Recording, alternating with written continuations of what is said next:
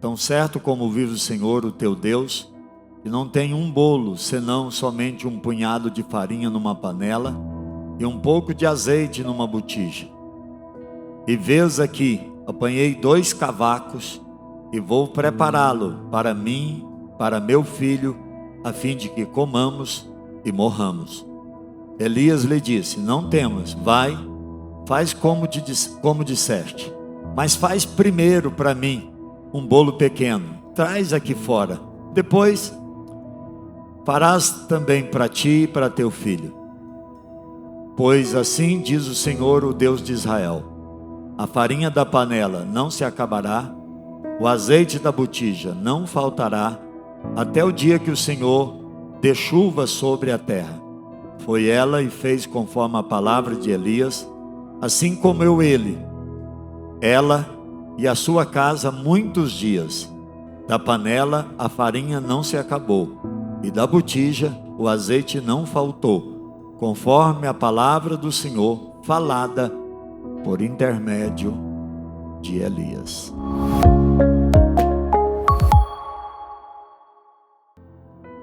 Queridos,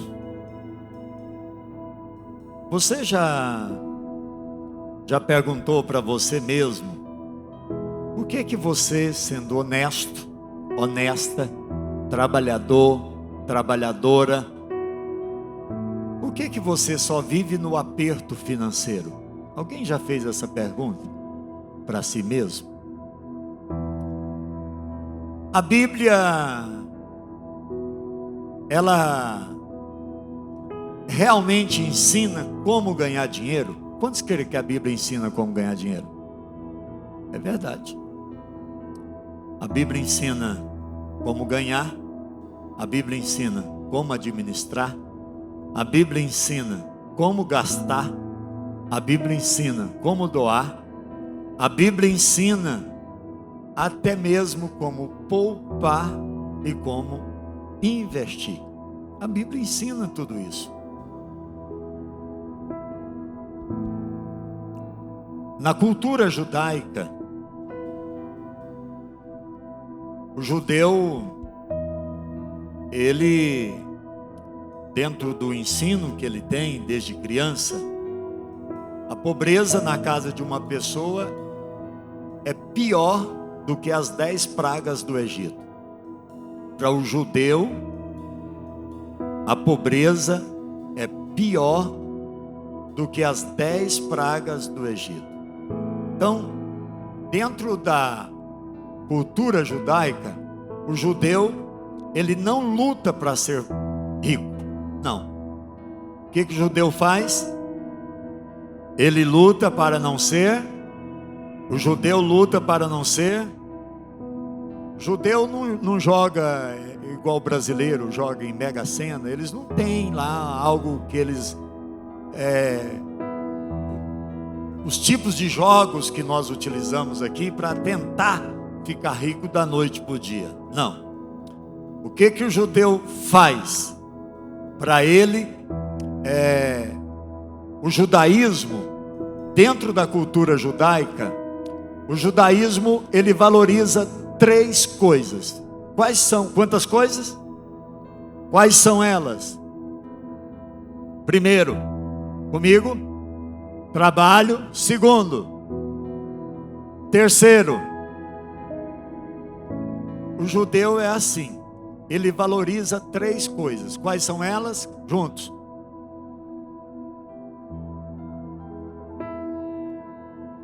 O que o judeu pensa na cabeça dele? O judeu pensa o seguinte, na mente dele, por isso ele trabalha, ele se dedica ao estudo. Presta atenção em mim. Ele se dedica ao estudo e ele faz o quê? O que o judeu pensa? O que ele entende?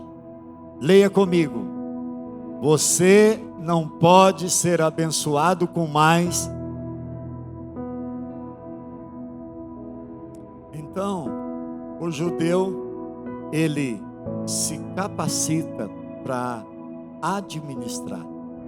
O entendimento é que Deus não vai dar mais para você Se o pouco que você tem, você não sabe nem administrar o pouco, o que adianta Deus dar mais? Então essa é a cultura. O judeu estuda, o judeu se capacita e o judeu administra. Ele administra com habilidade, ele é prudente no uso dos recursos. E isso gera o quê? Riqueza. É isso que vai gerar riqueza. A Bíblia diz que riqueza fácil, ela empobrece. O que a Bíblia fala? O que vem fácil vai embora, mas o que de pouco em pouco ajunta, vai gerando uma fortuna. O problema nosso é que a gente não tem esse hábito. E a gente quer ganhar, mas a gente não administra, a gente não ajunta. Por isso Deus colocou no meu coração ministrar essa sequência de palavras para você durante esses 4 domingos. Independente do tipo de culto, eu vou seguir ministrando cada uma dessas palavras. Mas preste atenção numa coisa: se você colocar em prática o que eu vou ensinar hoje, domingo que vem e nos outros 2 domingos, isso vai mudar a sua vida anos e anos e anos para o futuro. Quem é mais novo vai aproveitar mais tempo. Quem já tem mais idade ainda tem uma chance de mudar um pouquinho a sua história, mas vai depender muito daquilo que você vai colocar em prática. Então, por que razão, pastor Eurípides, esse seminário? Por que eu vou falar sobre rico ou pobre, a escolha é sua? Porque Bill Gates, ele diz o seguinte: se você nasceu pobre, não é erro seu, mas se você morrer pobre, a culpa é sua. É você que é culpado.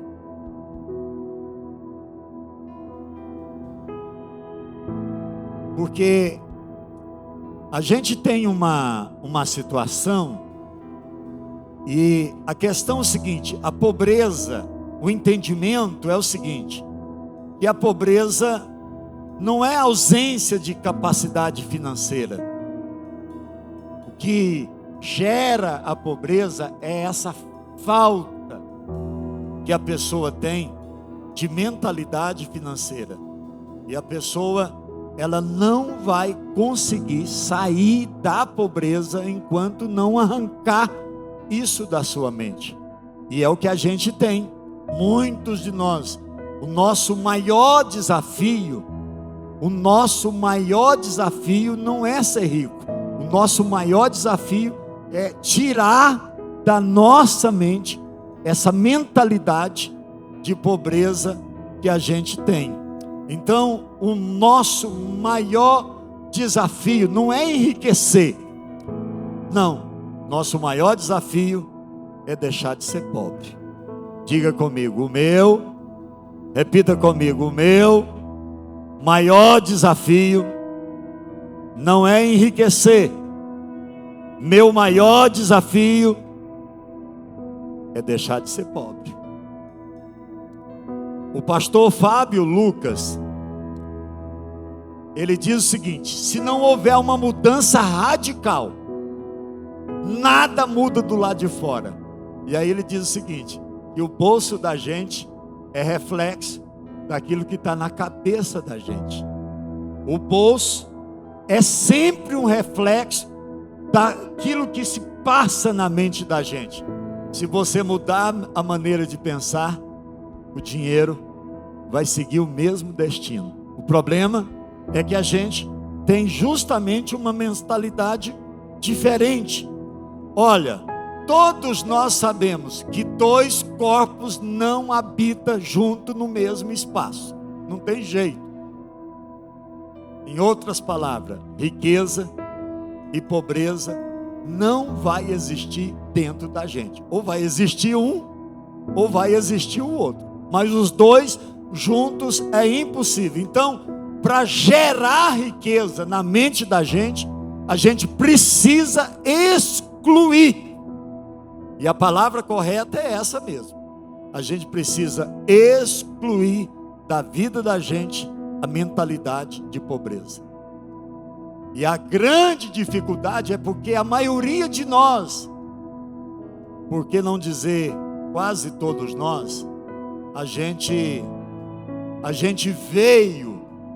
nós viemos, e a maioria de nós viemos de uma realidade familiar, de uma realidade econômica e até cultural, uma realidade de pobreza.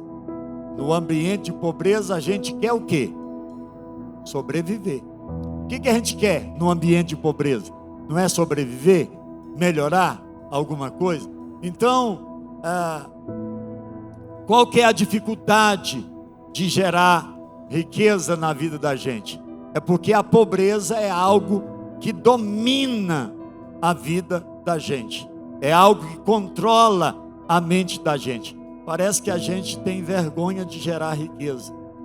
E aí alguém diz o seguinte, que é mais difícil tirar a pobreza de um indivíduo do que colocar riqueza na vida dele. Olhe para mim. Quando a gente olha para uma pessoa que tem recurso hoje, ou que ganha dinheiro, que tem a graça para ganhar dinheiro, sabe o que a gente fala? A primeira coisa que a gente pensa, sabe qual é? Olha a mentalidade que a gente tem de pobre.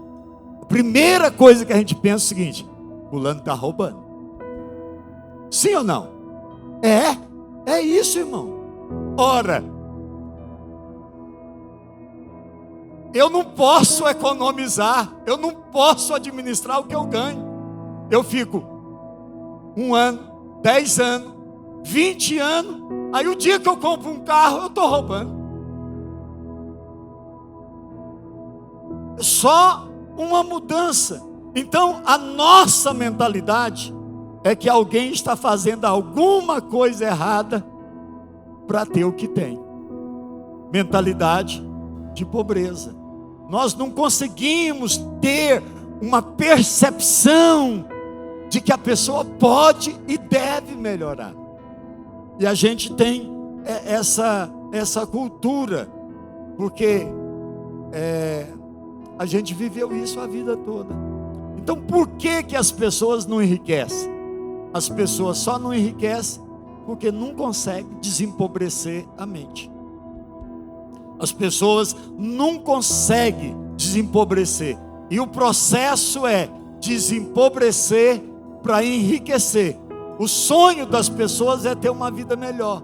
As pessoas lutam para enriquecer, mas a pessoa devia lutar para desempobrecer.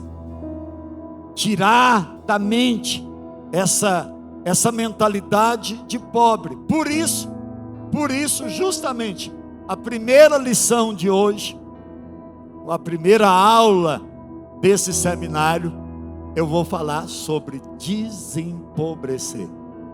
Repita comigo essa frase abaixo de empobrecer. Diga comigo. Mais uma vez.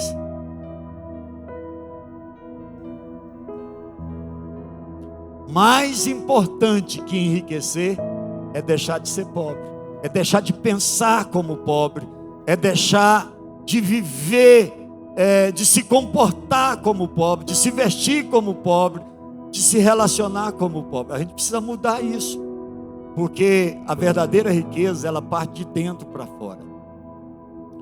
Deixa eu falar um pouquinho da minha vida. Eu nasci na zona rural. Eu fui criado até os 11 anos de idade na fazenda, numa época que não tinha energia nas fazendas naquela época. Mas olha, a minha mãe, ela tinha um comportamento e uma mentalidade de mulher rica. A gente não tinha nada. O fogão era de barro, mas você não acredita o brilho que tinha naquele fogão de barro. O chão, o piso era chão batido, não tinha concreto no piso, mas aquilo ficava brilhando. Mentalidade rica. As vasilhas, meu Deus, eu não sei como que ela conseguia fazer aquelas vasilhas de alumínio brilhar daquele jeito. As camas eram impecáveis. A arrumação era tudo feito de estaca, tinha só um colchão por cima, mas era impecável. A nossa roupa, nós éramos só 3 filhos, mas nunca minha mãe deixou ou deixava a gente vestir roupa sem passar. A roupa era passada no ferro à brasa, mas bem passado. Ela esfregava a gente com umas buchas, irmão. Não é essas buchinhas delicadas de hoje, não. Mas esfregava o pescoço, os pés e as pernas da gente sem misericórdia. A gente era limpo. Uma vida sem recurso, mas um pensamento de rico. A gente era arrumadinho. Pensa se algum dia na vida um menino remelento, escorrendo pelo nariz na sala ou na escola. Ah, meu Deus do céu. Jamais. A gente não tinha dinheiro para comprar shampoo naquela época. Era sabão de quadro mesmo. Tem muita gente aí que eu acho que nunca nem viu. Mas a gente era limpinho. Inclusive eu.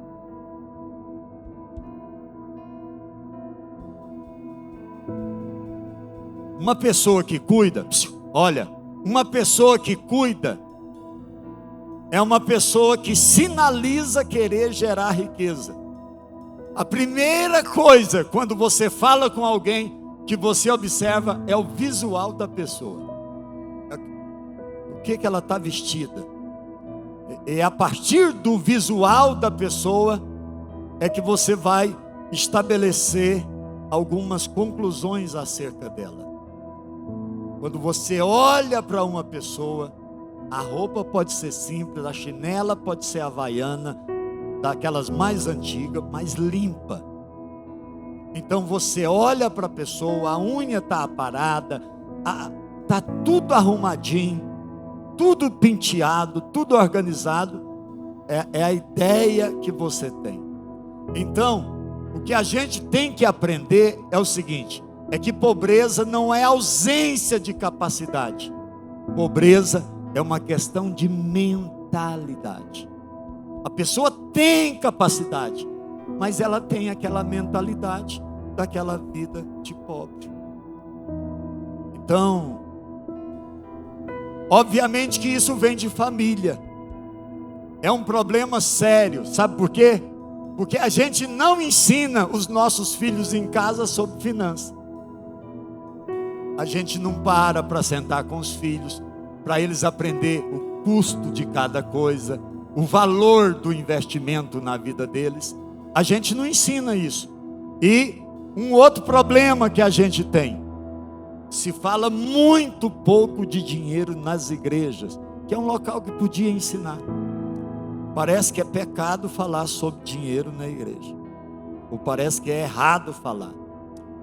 Há um investidor americano,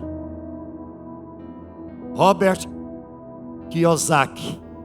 Você pode pesquisar sobre ele, um grande investidor americano que a gente tem. Ele diz o seguinte: que um dos mais graves problemas é que o assunto dinheiro nem é ensinado em casa e nem é ensinado nas escolas. As escolas não têm uma matéria sobre finança, não ensina sobre finança nas escolas, e os pais também não ensinam. Então, como não é ensinado, a gente cresce com aquela mentalidade: você tem potencial para ir longe, mas você, coitado de mim, era todo mundo, minha geração era assim, meu pai era assim, minha mãe era assim, e a gente pensa que tem que ser do mesmo jeito. O texto que eu li fala de uma viúva O texto que eu li fala de uma viúva. Imagina, 700 anos antes de Jesus nascer, uma viúva vivendo num ambiente aonde tinha 3 anos que não chovia. Imagina a escassez naquela época. A escassez era tão grande que havia disputa por uma cabeça de jumento, uma cabeça de vaca. As pessoas pagavam caro. Nesse ambiente aparece um homem chamado Elias, orientado por Deus. E Elias vai na casa dessa viúva pobre e ele gera riqueza na vida dela. A presença de Elias lá gera riqueza. Há uma intervenção de Deus e a vida econômica dessa mulher muda completamente. Quando a gente lê o texto, a gente tem nesse texto lições de gestão, lições de administração, lições de empreendedorismo, lições de negociação. E isso, irmãos, eu estou usando a história dela porque a gente precisa colocar isso em prática na vida da gente. Qual que era a matéria-prima daquela época? O que o povo tinha em casa naquela situação de escassez? O que havia até na casa dos pobres? 2 coisas: farinha e azeite. O que havia na casa dos pobres? Farinha e... Vocês sabem que tem uma lei que é antiga, lei da oferta e procura. Quando a oferta é muito, mas tem pouco, o que acontece? Encarece o preço das coisas. Então, é justamente, aí o produto tem valor. Então, quando a procura é grande e a oferta é pouco, o produto encarece. A farinha e o azeite, numa época que ninguém tinha nada, passou a ter muito valor, muito valor. E a situação econômica daquela mulher mudou. Eu quero mostrar 2 lados. Primeiro, eu quero mostrar os sinais de pobreza na vida daquela mulher. São sinais, e eu quero mostrar alguns sinais de pobreza na vida dela. Quais são esses sinais? Eu vou mostrar 6 sinais de pobreza na vida dessa mulher. Primeiro, acabou tudo e ela não reage. Olha o que diz o texto. Estava ali uma mulher viúva apanhando lenha. Ela não reage. Veja bem, irmãos, que ela vai fazer a última refeição para comer com o filho e morrer. Está acabando tudo, ela não tem mais nada e ela não reage. Ora, na medida que eu não faço nada, na medida que eu não tomo nenhuma atitude, isso significa dizer que psicologicamente eu estou dominado por aquela condição econômica que eu estou vivendo. Porque se tem uma coisa que muda a vida de uma pessoa, é a pessoa se rebelar contra aquilo. Ora, se os escravos não se rebelassem, havia escravo até nos dias de hoje. Mas os escravos, eles tomaram uma atitude, eles se rebelaram. Tem gente que se acostuma com a vida monótona que tem. Tá tudo bem, vai se acostumando com aquela vida.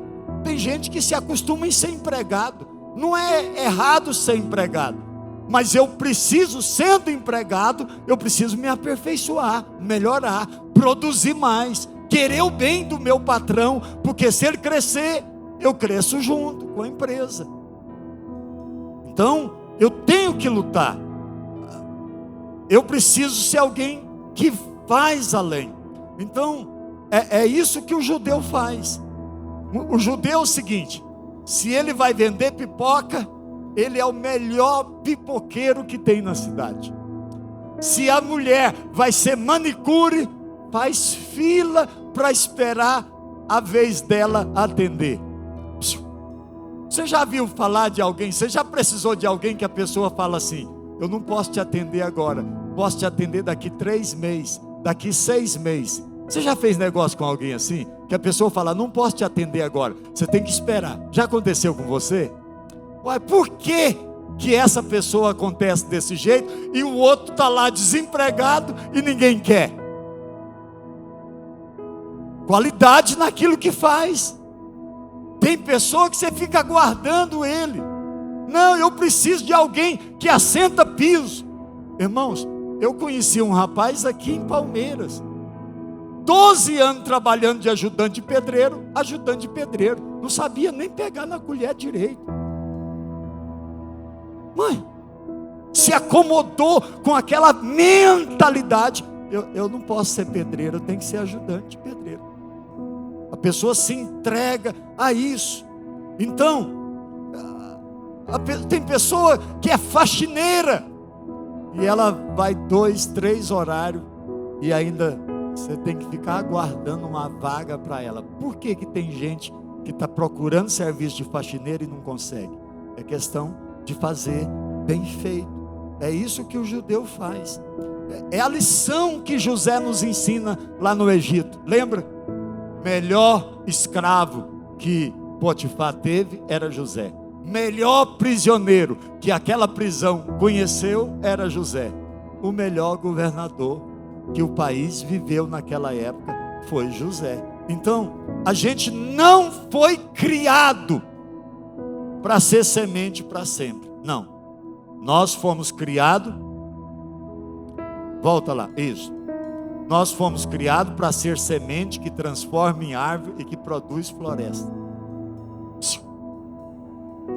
Nós fomos criados para ser semente que se transforma em árvore e que produz floresta. Esse é o nosso destino.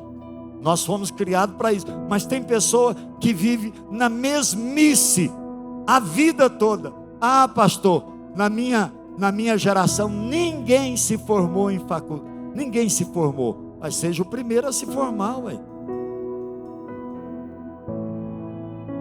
Tem pessoa que fica... O pior é o seguinte, é a pessoa não fazer nada e ainda ficar reclamando. Aí você pergunta para a pessoa, você está lendo o quê?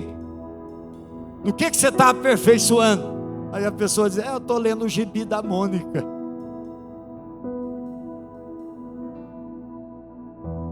Que jeito?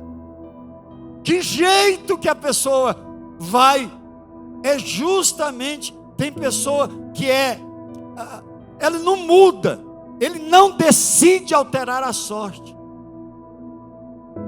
Quem é escravo da mesmice está preso ao fracasso. A pessoa continua presa ao fracasso. Então, essa mulher, ela não tem nenhuma reação. Ela está indo apanhar lenha para fazer a última refeição para ela comer e morrer. Segundo sinal, a indisposição de praticar o princípio maior, é dando que se recebe. Quando ela está indo, ele fala o seguinte, traz também para mim pão, você me traz água e me traz pão. E aí ela diz, tão certo como vive o Senhor teu Deus que eu não tenho nada. Uma semente que está na sua mão, se você não der ela para a terra, ela nunca vai produzir. Nós vivemos numa cultura aqui, que é uma cultura de produção. Você precisava aprender com os agropecuaristas. Eles jogam na terra a semente, aí colhe soja, colhe milho, colhe tomate, colhe algodão, gera riqueza. É isso. Mas se não planta, não tem jeito de produzir. Por isso que o profeta diz, eu não tenho nada cozido, mas ela tinha, o que ela não queria era dividir. O que a gente esquece é que quando a gente abençoa pessoas, Deus nos abençoa. É assim a vida. Quando você dá, Deus dá. Eu vivi isso. A irmã da Nair reclamou um dia para ela. Passou pedindo aí o Oripe, que era a forma que ela me chamava. Deu até o sal que a gente tinha. Mas nós só ganhamos depois a sexta, porque a gente deu alguma coisa. É assim a vida. Então, quando você dá, você recebe. Se você quer colher, você precisa plantar. Se você quer prosperar, você precisa prosperar alguém. Se você quer que alguém ajude a realizar seus sonhos, você precisa ajudar alguém a realizar os sonhos dele. Eu fico encantado com a história de Davi. A Bíblia diz que Davi está na caverna de Adulão e aparece ali na caverna 400 homens. Esse povo era fugitivo, eles estavam endividados, o coração amargurado e eles estavam em grande dificuldade. Sabe o que Davi fez? Acreditou neles. Davi cuidou deles. Davi investiu na vida deles. E aqueles homens se tornaram guerreiros, valentes.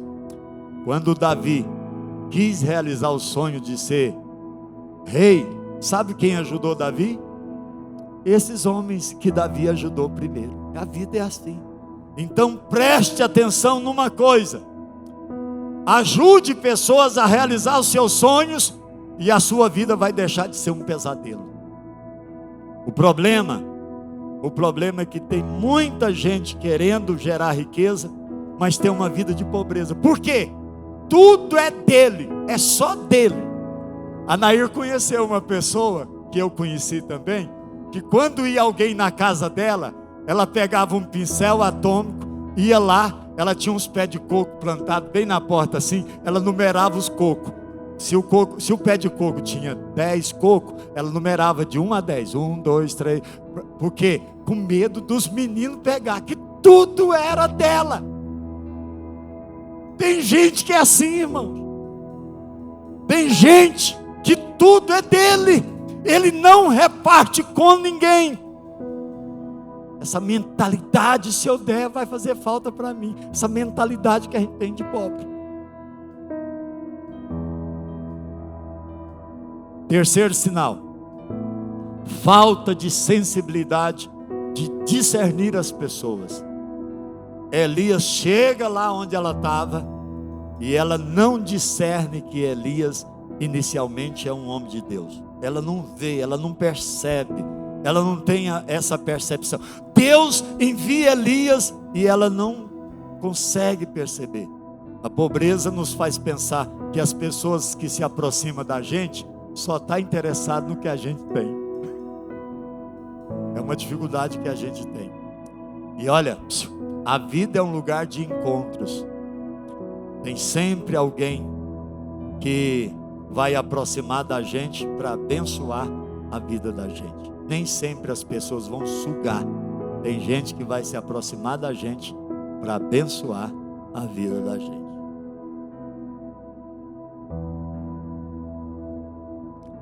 Ela supervaloriza o mínimo, mentalidade de pobreza. Olha o sinal aí.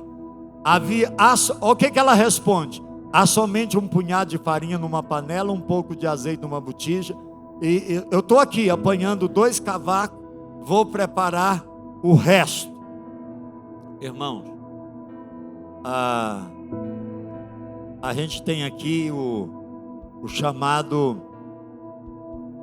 essas expressões dessa mulher, é o chamado discurso de miséria. É quando, para muitas pessoas, é aquele pensamento dominante que a gente tem na vida das pessoas, que é o discurso de miséria que a gente tem. O pensamento dominante do pobre são essas 3 palavras: punhado, pouco e resto. Pensamento dominante que vem na mente da gente. Quais são as palavras? Mais uma vez, punhado. Mais uma vez. Irmãos, tem gente que é assim. Tem pessoa que o discurso é discurso de miséria. Como é que está lá a empresa? A pessoa diz: está indo. Como é que está seu negócio? Pessoa, olha o discurso do miserável. Rapaz, nem sei como é que eu estou sobrevivendo, sabia?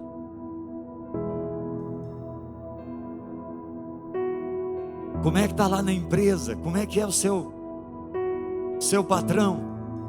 Aí, o discurso da miséria é o seguinte: o cara está empregado, está trabalhando, mas o pensamento do miserável é assim: meu patrão, nossa, nojento demais. O profeta falou para ela: traz comida para mim. E ela diz: eu tenho somente um punhado de farinha numa panela, um pouco de azeite numa botija. Então a gente tem aqui o discurso da miséria. Irmãos, a gente tem que saber uma coisa: tudo foi criado pela palavra. Deus disse: haja luz, e houve luz. Haja firmamento, e houve firmamento. Então a gente precisa falar coisas diferentes. Precisa aprender com aquela mulher que o filho está morto. Ela vai no marido, não conta. E quando ela chega no profeta, que manda Geazi encontrar com ela e pergunta lá se está tudo bem. E aí, qual que é a resposta dela? Vai tudo bem. E estava bem, sim ou não? Mas dentro do coração dela, o sentimento que ela tinha é que as coisas iam mudar. Então, a sua boca, tudo que Deus construiu pela palavra. A gente precisa mudar isso. Pergunta para quem está perto aí: o que a sua boca anda profetizando? Prosperidade ou miséria?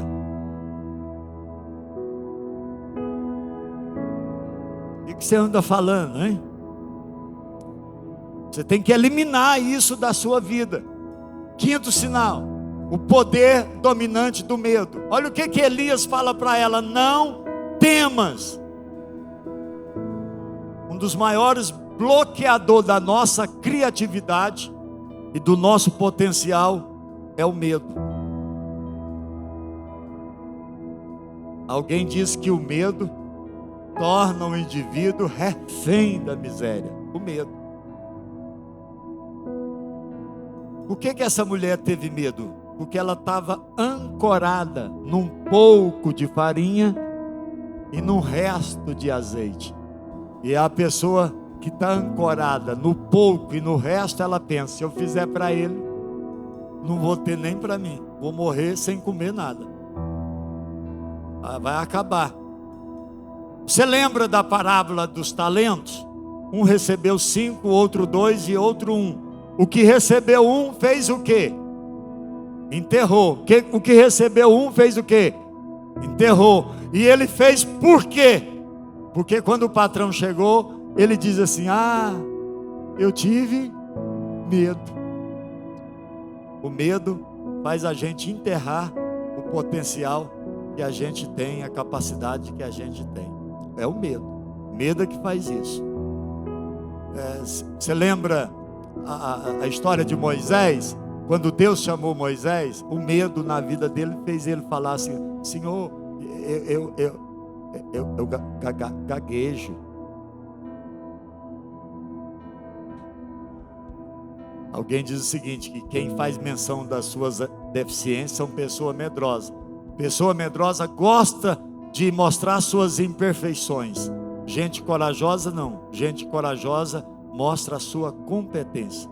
E aí, irmão, por causa do medo, a gente não faz. Tem que parar de ter medo. Você tem que acreditar, começar seu negócio. Pastor, vou fazer o quê? Começa vendendo limonada. Limão e água é barato. Monte seu negócio de vender limonada. Faz alguma coisa. Você não pode ficar vivendo uma vida acomodada. Pastor, mas eu tenho medo de dar errado. Não, você está quebrado, está sem nada, está desempregado. Aí você vai ficar parado? Não, tem gente de dar errado, mas não, errado já está. Então tente vender pelo menos limonada. Faz alguma coisa. Por quê? Porque senão a gente vai se adaptando a essa vida de mediocridade e a gente nunca consegue sair dela. A gente acha que aquilo está errado. Fala para alguém aí do seu lado: não tenha medo.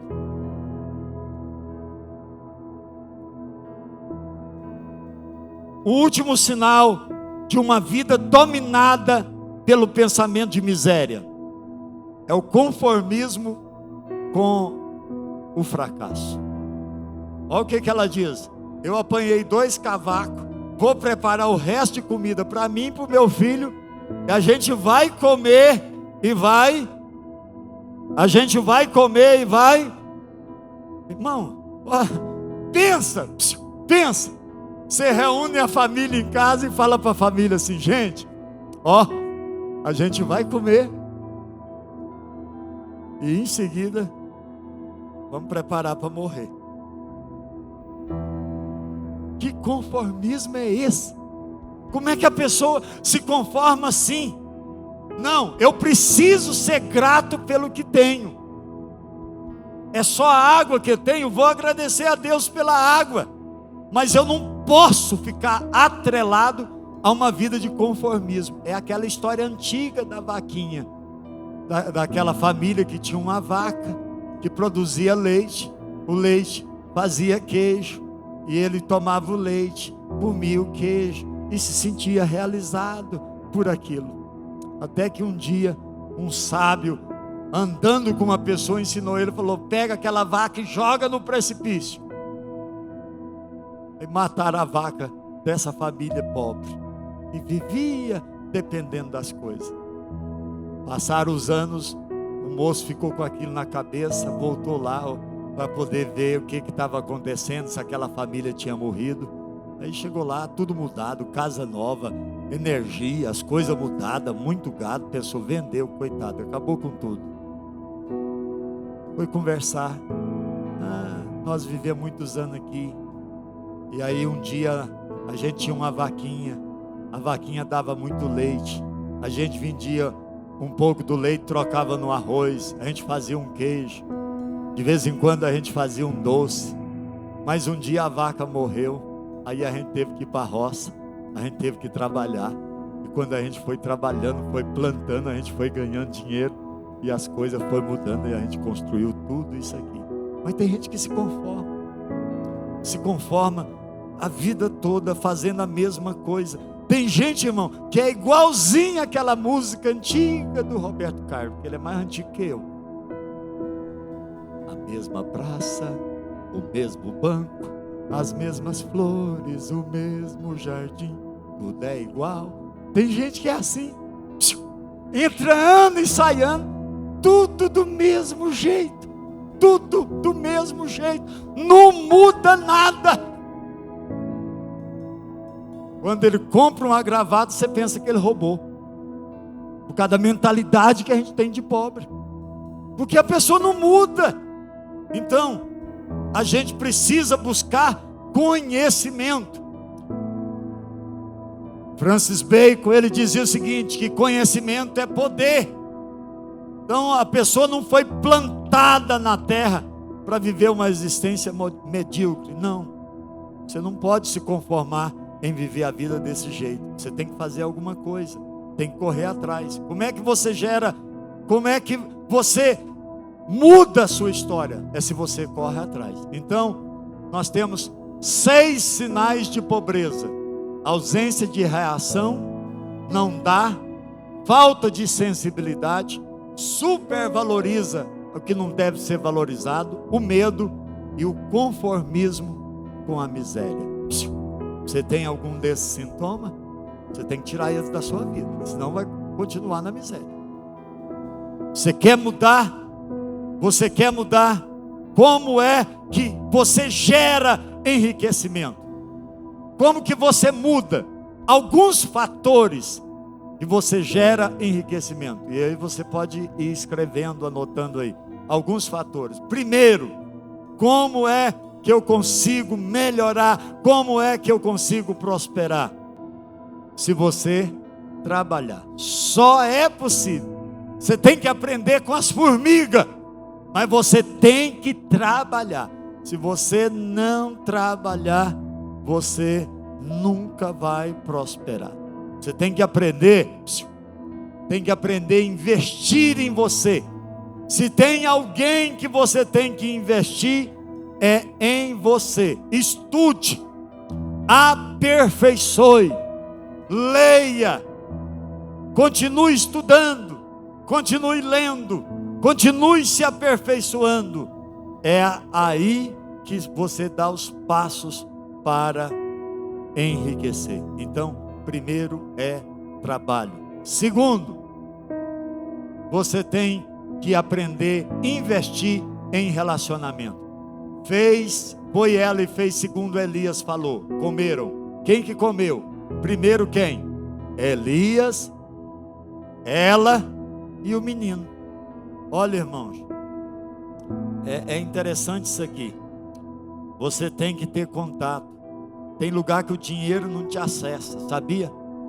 Mas se você tiver relacionamento, o relacionamento te acessa lá, te leva lá. Dinheiro não, mas o relacionamento sim. É importante você se relacionar. Eu tenho uma família que ajudou muito a Kelly e o Rodrigo nos Estados Unidos. E eu criei um relacionamento com eles. Eles moravam em Piracanjuba e eu morava em Caldas.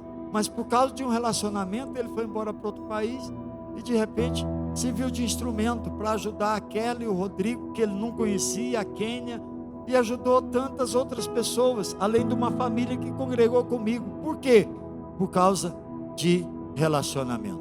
Terceiro, como que a gente enriquece? Se a gente tiver uma obediência acima de sensação. Olha o que ela fez. Ela obedeceu. Ela obedeceu porque sentiu vontade quando Elias pediu comida? Sim ou não? Não, ela não sentiu vontade. Ela obedeceu porque queria fazer aquilo? Não. Se tem uma coisa que mãe faz, é proteger os filhos. Ela queria proteger o filho. Se você for numa delegacia, 96% das visitas que os presos recebem é mãe. Mãe quer proteger o filho, mas essa mãe, ela prefere obedecer. O problema nosso é que a gente ouve, a gente fica assim: será que é desse jeito mesmo? Será que eu não vou morrer primeiro não? Será que eu tenho que fazer? Será? E aí a pessoa não coloca em prática. É uma pessoa que participou do encontro de casais e falou para mim o seguinte: pastor, não adiantou nada, participou do encontro de casal, mas separou, mas não colocou nada em prática do que aprendeu lá, você quer o quê? Não tem jeito. Eu estou ensinando, mas você que tem que colocar em prática aquilo que a palavra de Deus ensina. Tenha um conselheiro. Como é que a gente fica rico? Se a gente tiver um mentor. Tem gente que tem mais experiência do que a gente e pode dar instrução para a gente. Veja bem, essa mulher está desesperada, desequilibrada. Ela vai fazer a última refeição e morrer. Ela vai fazer a última comida, vai abraçar com o filho e esperar a morte. Mas Elias fala para ela o seguinte: não, faz assim, faz primeiro para mim, depois você faz para você, depois você faz para o menino. E olha, Deus vai suprir tudo. O que acontece aqui? Ele dá instrução, ele dá direção. A Bíblia diz que os planos são bem-sucedidos quando você tem um conselheiro. Conselheiros são pessoas que já estão onde um dia você quer chegar. Então você tem que buscar conselho. Se você olhar para a Bíblia, todos os homens que foram bem-sucedidos tinham um conselheiro. Deixa eu perguntar para você: quem quer ser o conselheiro? Quem quer ser o mentor? Com quem que você busca conselho? Porque tem pessoa que busca conselho com a pessoa errada. A pessoa que você vai buscar conselho é mais miserável que você.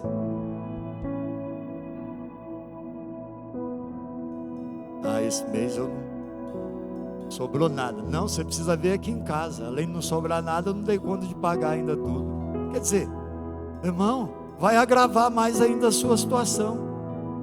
Então você tem que buscar conselho de pessoas que vai levar você para um outro nível, vai mostrar para você alguns caminhos. É isso que a Bíblia ensina.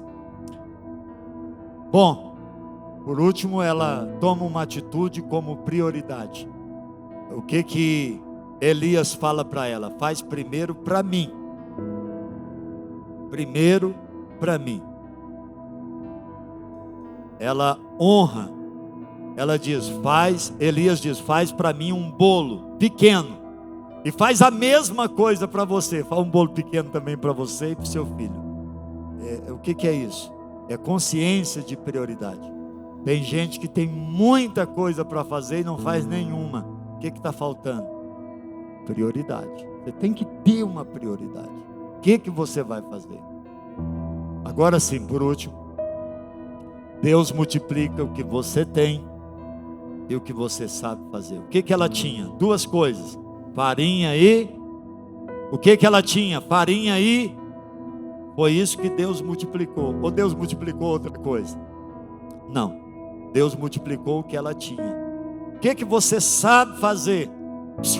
Faz bem feito o que você sabe fazer. Faça com perfeição. Talvez você conheça, tem um bar em Trindade chamado Bar do Marinho. Tem 50 anos o bar. Mais de 50, porque quando fez 50, eles colocou uma placa lá dentro do bar. 50 anos. Tem aqui, ó. Aqui tem lá o Bar do Marinho, vende só salgado. Em frente tem uma outra pessoa que só vende salgado. Os carros param tudo desse lado aqui para entrar no Bar do Marinho. O Rodrigo conhece. Tem uma sorveteria em Morrinhos. Parece que a casa está caindo aos pedaços lá. Só a gente conhece aquilo lá há mais de 30 anos, no mesmo lugar. Mas toda vez que a gente passa lá, tem fila esperando para comprar sorvete. Sabe por quê? Ele faz bem feito. Tem uma qualidade. Que bom, não chega perto. De jeito nenhum. É uma qualidade incrível. Faz bem feito. Deixa eu falar para você. Se você quer realmente prosperar na vida, o que você sabe fazer? Você precisa aprender a fazer bem feito. Você trabalha com limpeza? Então, faça uma limpeza bem feita. Você trabalha com venda? Atenda bem. É nisso que Deus vai multiplicar.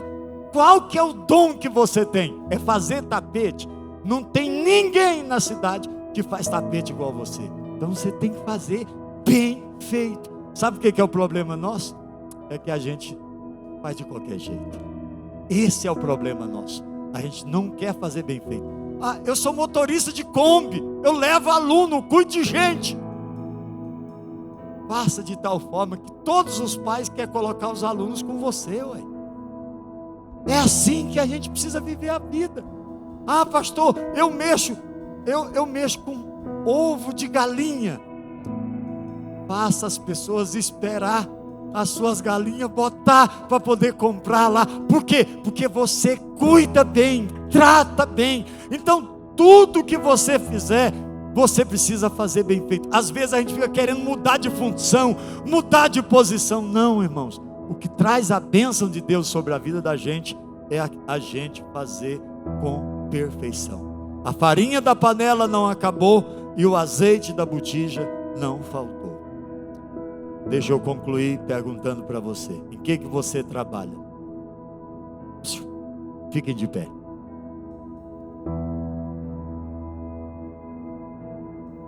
Qual que é a sua profissão? Então faça bem feito.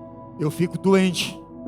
Como é que a pessoa é chamada para ser pastor, se coloca à disposição de pastor, mas não quer receber as pessoas, não quer ter acesso às pessoas, não quer gente por perto?